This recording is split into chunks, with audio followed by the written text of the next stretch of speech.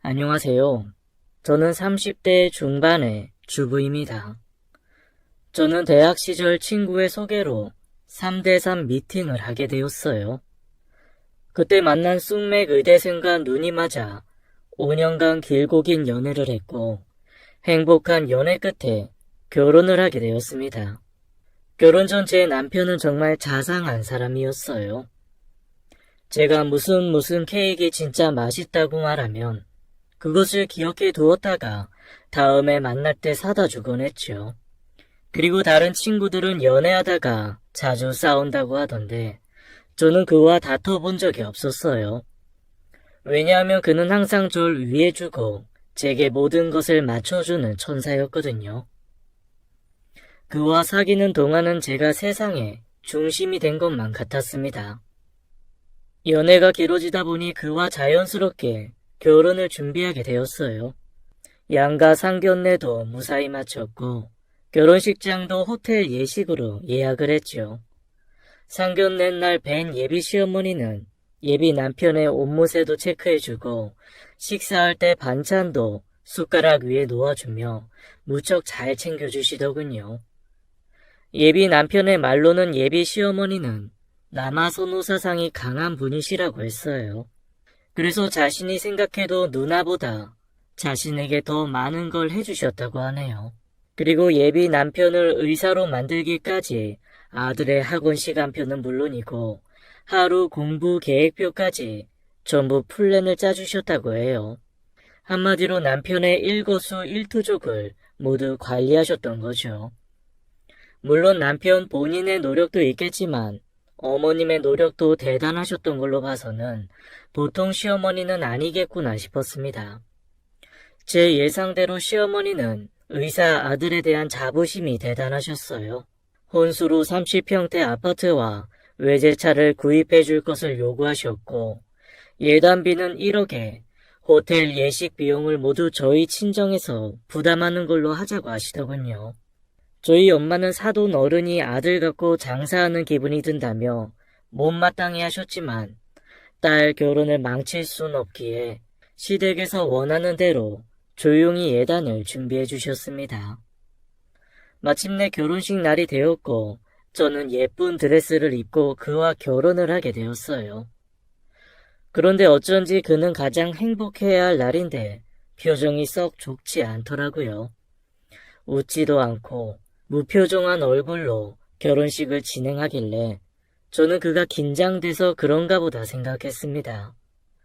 다행히 신혼여행에서는 얼굴도 편안해 보이고 즐겁고 신나하더라고요. 신혼여행이 끝나고 나자 우리는 각자의 일상으로 돌아왔습니다. 저는 학교 교사여서 학교로 출근을 했고 남편은 대학 병원으로 출근을 했어요. 가끔 시어머니께 전화가 와서 전화통화를 하면 뜬금없이 저더러 절대로 일을 그만두지 말라고 얘기하시고는 끊곤 하시더라고요. 원래부터도 계속 일할 생각이었지만 시어머니가 전화까지 해서 저렇게 얘기하시는 게 정말 불쾌했습니다. 제가 느끼기에는 마치 자기 아들이 일해서 번 돈으로 편하게 집에서 쉬면서 놀고 먹지 말라는 의미로 들렸거든요. 그렇게 신혼생활 6개월쯤이 흘렀을까요? 결혼 후 그가 저를 대하는 태도가 좀 달라졌다는 걸 느꼈어요. 저에게 시큰둥하고 자상하지도 않았습니다. 결혼 전에 그 남자가 맞나 싶을 정도로 저에게 차갑게 대했어요.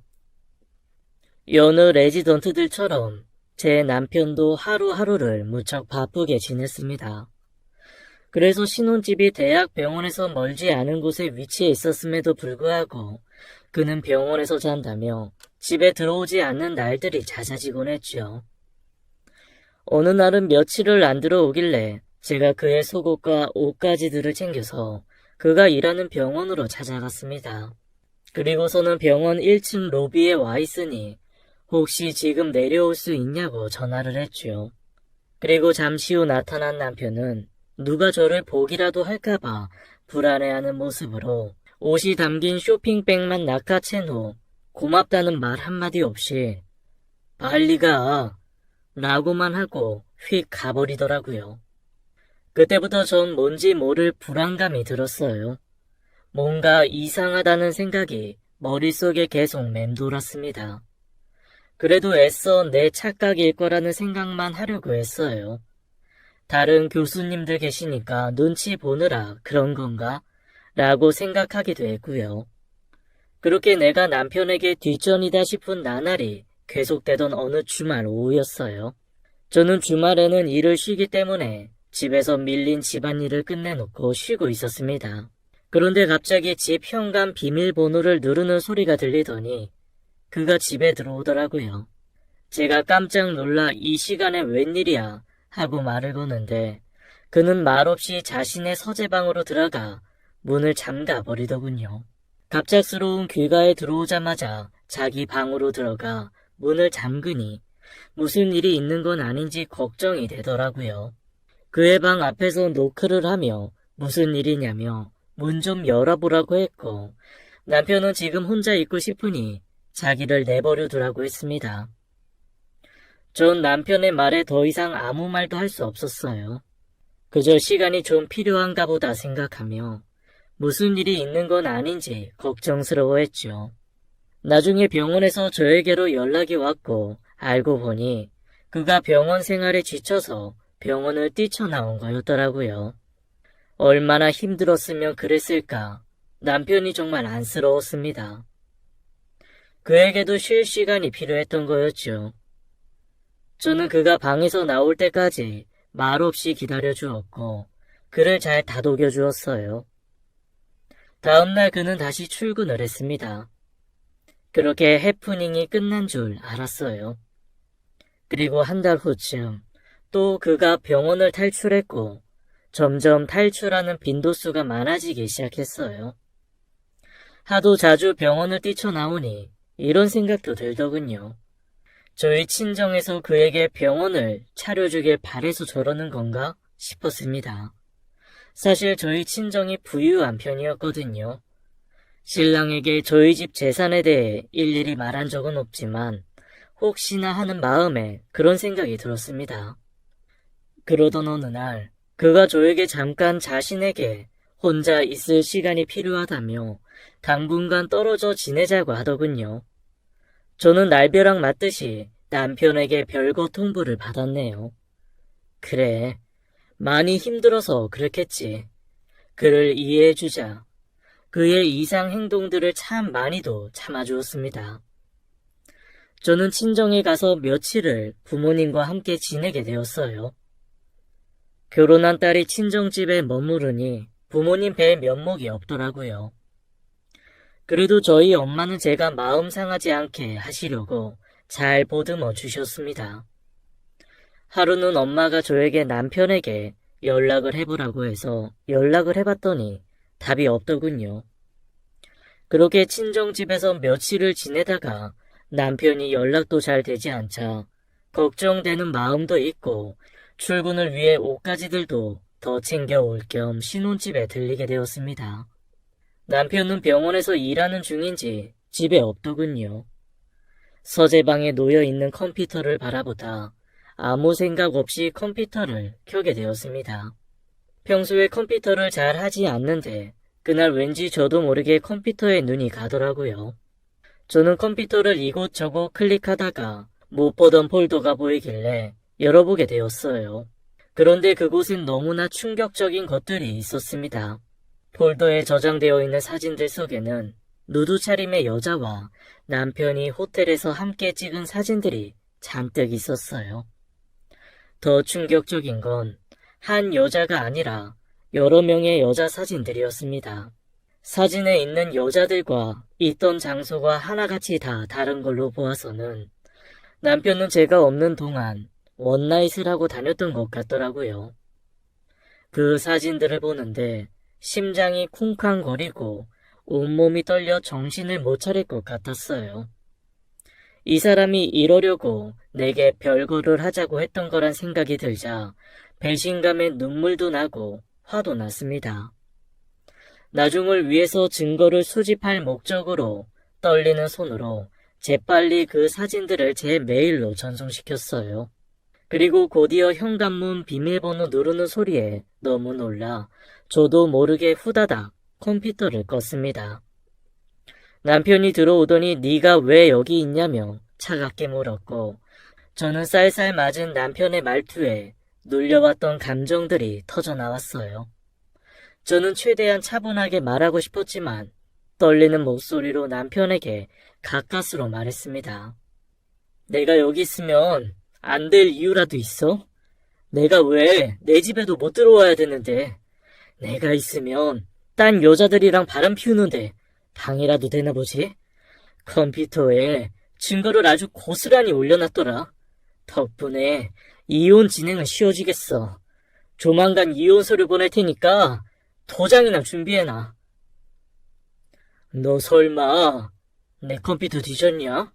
왜 남의 물건에 함부로 손을 대? 뭐? 남의 물건? 그래, 이 컴퓨터는 오빠가 사온 거니까 이제 남의 물건 맞네. 근데 여기 우리 아빠가 사준 내 집이야. 오빠나 남의 집에 있지 말고 당장 나가지 그래? 그리고 내가 싫어져서 이혼하고 싶은 거면 진작 말을 하지 그랬냐? 나 속이고 뒤에 몰래 창녀 같은 애들 만나고 다니면서 멀쩡한 사람 바보 만들지 말고 당신 같은 사람 때문에 멀쩡한 의사들이 욕먹는 거야. 그러자 남편은 자신은 이혼할 생각은 없다며 이건 잠깐 스트레스 푸느라 호기심에 몇 번 그런 거라고 바람 피운 건 아니라는 궤변을 늘어놓더군요. 한마디 미안하다는 말 없이 변명만 하는 뻔뻔한 모습에 치가 떨렸습니다. 그러면서 하는 말이 네가 처음부터 병원 차려준다는 말 했으면 이런 일도 없었잖아. 너네가 왜 이렇게 눈치가 없냐? 내가 스트레스 안 받으면 이렇게 밖으로 나돌지도 않았을 거 아니냐고. 뭐? 오빠 진짜 어이없네. 바람핀 것도 모자라서 오빠가 저질스럽게 몸 굴리고 다닌 주제에 병원을 차려달라고? 오빠 이 정도밖에 안 되는 사람인 줄 알았으면 애초에 만나지도 않았어. 저는 친정으로 돌아가 이 사실을 알렸어요. 부모님들도 남편에게 큰 배신감을 느끼시고 분노하셨습니다. 저도 이날 참 많이 울었네요. 내가 어쩌다가 이런 남자랑 결혼을 했을까? 연애를 짧게 한 것도 아닌데 어떻게 5년간 본인 성격을 꼭꼭 숨기고 있다가 결혼하고 돌변할 수 있을까? 사람 참 무섭다. 이런 생각들만 났습니다. 정말 연애하는 동안엔 너무나 자상했던 사람이어서 결혼 후에 이렇게 변할 줄은 상상도 못했어요. 아내에게 무심하고 병원 일에 무책임하고 뒤로는 몰래 원나잇을 즐기는 남자라니요.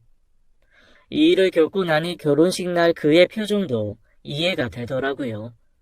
자기가 먼저 결혼하자곤 했지만 결혼 후 자기 하고 싶은 건 못하고 발목 잡힐 것 같아서 내심 걱정하는 그런 찌질남의 표정이었던 것 같네요.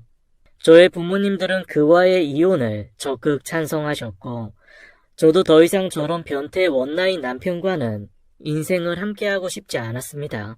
이혼하기로 마음 먹은 후 시어머니께 남편의 원나잇 사진을 보내고 전화를 해 이 사실을 알려주었습니다. 그런데 어찌나 자기 아들 잘못을 감싸시는지. 예, 의사가 책상에 앉아서 공부만 하다 보면 머리도 좀 식힐 겸 그럴 수도 있지. 넌 겨우 그런 걸 가지고 무슨 이혼을 한 해 만에 시어머니한테 천하질이니? 그리고 애초에 네가 내조를 잘했으면 이런 일도 없었을 거 아니야. 게다가 우리 민준이가 너한테 친정에 가 있으라고 했다는데 넌 굳이 신혼집에 들어가서 이 사단을 내니? 엄연히 따지면 네 잘못도 있는 것 같구나. 라고 하시는데 전화통화 내내 전화기를 던져버리고 싶은 마음이 굴뚝 같았습니다. 어머님, 잘못이라뇨. 입은 삐뚤어졌어도 말은 바로 하셔야죠. 저 민준 씨가 혼자 있고 싶다고 해서 제 집에서 나와서 친정집에 머물러주는 배려도 해줬고요. 일 때문에 바쁘다며 집에 안 들어오는 것도 싫은 내색 한 번 안 했어요. 게다가 맞벌이 하면서 남편 집안일 한번 지켜본 적 없다고요. 그리고 더군다나 전 매일 밤 남자 갈아치워가며 잠자리 한 적도 없거든요. 적반하장도 유분수지. 어머니, 실성하셨어요? 라고 말하고는 전화를 뚝 끊어버리는데 시어머니의 욕하는 소리가 어렴풋이 들리더라고요. 온몸이 떨려 더는 전화를 붙잡고 있을 수가 없었습니다. 이 소식은 그에게도 전해줬고 그는 저에게 전화를 걸어 왜 자기 부모님한테 그런 얘기를 했냐고 고래고래 소리를 지르더군요. 방귀 낀 놈이 성낸다더니 모전자전이 따로 없었습니다. 남편은 미안하다, 잘못했다 말 한마디 없이 자기 부모님한테 그 사진을 뿌렸다는 게 몹시도 화가 났나 봅니다. 지금 다시 생각해도 괘씸하네요. 그 후로 저희는 합의 이혼을 하기로 했습니다. 그런데 그 과정에서 시어머니와 또 고성이 오고 갔네요. 너, 우리 민준이가 벌어온 월급 한 푼도 빼지 말고 가져와. 그 돈 다 썼는데? 다 써서 한 푼도 없어요. 넌 의사 월급이 그게 얼만데 그걸 다 썼다는 거야. 의사 월급 그게 뭐 얼마나 안 되고. 아무튼 다 써서 한 푼도 없다고요. 억울하시면 소송 거시면 되잖아요. 이게 따박따박 어디서 말 대답이야? 됐고 할 말 있으면 변호사 통해서 하세요. 라고 하고는 전화를 끊어버렸습니다. 그 후로 오는 전화는 받지 않았네요. 시어머니도 이것저것 알아보셨는지 더 이상 연락이 없더라고요. 변호사 써봐야 변호사 비용만 나가고 건질 게 없다고 판단하셨는지 더 이상 남편 월급을 가져오란 소리는 안 하셨습니다. 마지막으로 신혼집에 있던 물건들을 정리하러 간 날 시어머니가 딱 버티고 소파에 앉아있더군요. 시어머니가 무슨 일로 여기 오셨나 했더니 저에게 여기 있는 물건 하나도 못 가져가니까 손끝 하나 건들지 말고 나가라 라며 엄포를 놓더군요. 정말 어이가 없었습니다. 결혼할 때 시어머니가 요구한 예단대로 제 부모님이 마련해 주신 30평대 아파트였고 신혼살림도 고가의 가구와 가전으로 채워놓은 제 집이었습니다. 그런데 그걸 손끝 하나 대지 말라니 어이가 없더군요. 아주머니, 여기 이렇게 함부로 들어오시면 무단 침입으로 신고할 수 있어요. 당장 나가시죠. 잊으셨나 본데 이 집, 가전 가구, 심지어 남편이 타고 나간 차까지 전부 제 명의예요. 그 사람한테도 차 갖다 놓으라고 했으니까 그리 하세요. 그리고 아주머니, 뻔뻔한 건 알았는데 이렇게 구질구질한 사람인 줄은 몰랐네요. 나중에 이혼 준비하다 알게 된 사실인데 시어머니는 그 집과 차를 공동 명의로 사주신 건 줄 아셨나 봐요. 아무튼 그날 저는 제 옷가지와 친구들에게 선물 받은 물건들 몇 개만 챙겨서 나왔고 현관문 비밀번호도 바꿔버렸습니다. 약 1년간의 결혼 생활을 끝으로 그렇게 저희는 갈라섰고 그 후로 저는 하는 일도 더 잘 되고 마음 편하게 잘 살고 있었죠. 그러다 부모님이 미리 증여해 주신 현금으로 부동산 투자를 했고 그걸로 돈을 좀 벌게 되었어요. 큰 수익을 벌게 된 저는 부동산에 올인을 하며 시간을 보냈습니다. 그렇게 아파트 여러 채를 굴리다 보니 어느 순간 평생을 놀아도 먹고 살 정도로 돈을 벌게 되었어요. 부모님도 제가 부동산으로 수익을 보는 걸 보시더니 저에게 투자 감각이 있다며 투자를 많이 해주셨고 부모님 재산도 원래 많았지만 더 많이 불려드리게 되었습니다. 그 돈으로 저는 강남에 건물을 매입하게 되었어요. 물론 부모님의 지원이 있긴 했지만 제가 스스로 이렇게 큰 성과를 이뤄낸 것에 스스로 대견했네요. 저는 임대를 주며 건물 관리를 주로 하게 되었고 그러다 보니 주변 건물주들과의 모임을 종종 갖게 되었어요. 그리고 그곳에서 한 남자를 만나게 되었습니다. 그 남자도 강남에 건물을 갖고 있었고 이걸 주업으로 삼고 있더군요. 그와 함께 투자 이야기를 나누다 보니 관심사도 비슷하고 성격도 잘 맞아서 연애를 시작하게 되었어요. 사실 그와 연애하면서 이혼 이야기는 하지 않았습니다. 왜냐하면 연애는 해도 또 누군가와 결혼할 생각은 없었거든요. 그런데 그와 만나는 시간이 길어질수록 그에게 사실을 얘기해야겠다는 생각이 들었습니다. 사귄 지 1년이 지났을 무렵 어렵게 이혼 이야기를 꺼내려고 그를 만났습니다. 그런데 그가 먼저 제게 고백할 게 있다며 사실은 자기가 이혼남이라고 알려주더라고요. 저도 그에게 제 이야기를 들려주었습니다. 그는 부모님의 반대를 무릅쓰고 가난한 집의 딸과 결혼을 했대요. 그녀가 그와 결혼하자마자 명품 옷과 가방을 사들이기 시작했고 돈을 물 쓰듯이 썼다고 합니다. 하루는 와이프 이름으로 건물을 매수하려고 와이프의 통장을 오픈했는데 경악을 금치 못했다네요.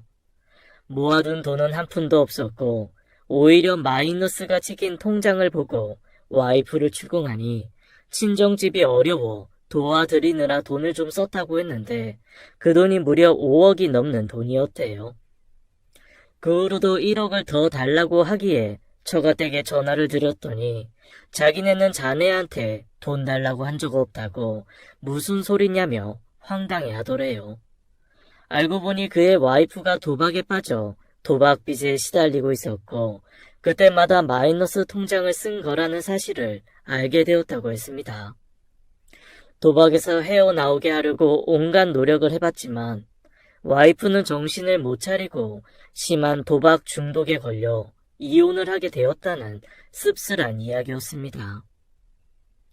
그의 이야기를 모두 듣고 난 후엔 제 이야기를 들려주었어요. 남자친구는 제 이야기를 다 듣고는 우리 둘 다 한 번씩 결혼에 실패한 사람이어서 오히려 다행이라고 했습니다. 그래서 우리가 만날 수 있었던 거라며 오히려 지금은 감사한 생각이 든다고 하더군요. 저희 둘은 서로의 과거를 털어놓고 오히려 더 사이가 돈독해졌고 그로부터 6개월 후에 결혼식을 올리게 되었어요. 시부모님도 저를 많이 예뻐해 주셨고 저희 부모님도 듬직한 남편을 무척 마음에 들어 하셨습니다. 저희 둘은 허니문 베이비를 갖게 되었고 양가 부모님의 축복 속에서 정말 행복한 나날을 보냈죠. 그렇게 쌍둥이 아기가 태어났고 저는 육아를 하며 행복한 시간을 보내고 있었어요. 그렇게 3년이 흘렀습니다. 그러던 어느 날 가족들과 식사를 하는데 시아버지께서 병원 모임이 있는데 그곳에 함께 참석했으면 하시더라고요. 시아버지께서 병원 건물을 하나 가지고 계셨는데 그곳 사람들에게 손자들을 자랑하고 싶으신 것 같았어요. 왜냐하면 시아버지의 손주들 사랑이 무척 크셨거든요. 매일 지인들에게 사진으로만 보여주시다가 직접 보여드리고 싶었나 봐요. 저는 흔쾌히 알겠다고 하고 초대장을 받았습니다. 그 초대장에는 땡땡병원 이사장 김도진이라고 아버님의 성함이 쓰여 있었어요. 저는 아버님이 병원 이사장님이신 건 미처 몰랐는데 그날 집에 가는 길에 남편에게 물으니 땡땡병원 이사장이시고 이번에 10주년 행사를 하는 거라고 얘기해 주더군요. 며칠이 지나 땡땡병원 10주년 행사날이 되었어요. 저는 남편과 아이들을 챙겨서 시부모님과 함께 호텔에 마련된 행사장에 도착했습니다. 시아버지는 단상에 올라가 10주년 축하 연설을 하시고 저희는 예약석에 앉아서 아버님의 연설을 경청하고 있었죠. 저는 쌍둥이 아이들을 챙기느라 정신이 없었는데 첫째가 뛰어다니다가 한 의사와 부딪혀서 그분 옷에 음료수를 잔뜩 쏟고 말았어요. 그분께 죄송하다 인사드리려고 얼굴을 보는데 그건 다름 아닌 제 전남편이더군요. 제 전남편도 저를 알아보고는 깜짝 놀라며 말을 걸더라고요.